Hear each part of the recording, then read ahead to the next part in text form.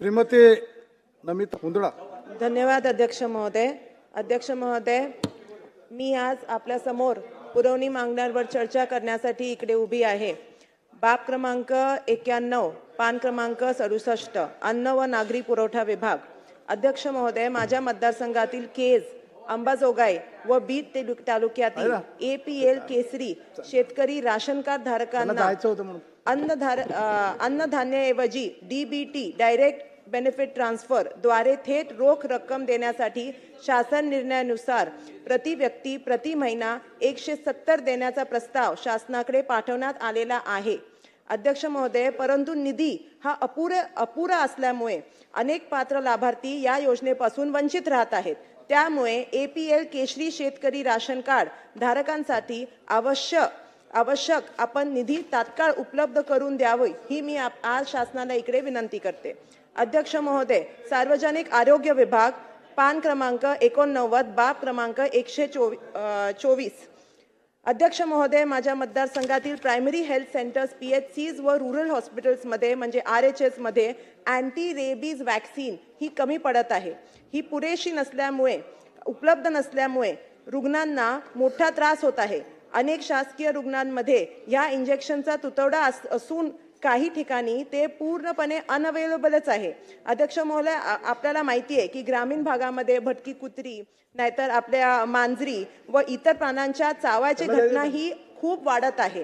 ही वाढत असल्यामुळे रेबीजचं प्रमाण जे एकदम जीवघेणा आजार जो असतो ते सुद्धा वाढत आहे. त्याला वेळेवरती इंजेक्शन दिलं नाही, वेळेवरती ट्रीटमेंट केली नाही तर अत्यंत म्हणजे खूप खराब आपल्या लोकांना त्रास होऊ शकतो. आणि म्हणून मी आपल्याला विनंती करते की त्यामुळे सर्व PHC व रुरल हॉस्पिटल्समध्ये अँटी रेबीज वॅक्सीन नियमित व मुबलक प्रमाणात उपलब्ध करून शासनाने द्यावी ही इकडे विनंती करते. अध्यक्ष महोदय, माझ्या मतदारसंघातील प्रायमरी हेल्थ सेंटर्स व रुरल हॉस्पिटल्समध्ये डॉक्टर्स, नर्सेस व इतर मेडिकल स्टाफ यांच्या मोठ्या प्रमाणात जागा रिक्त आहे.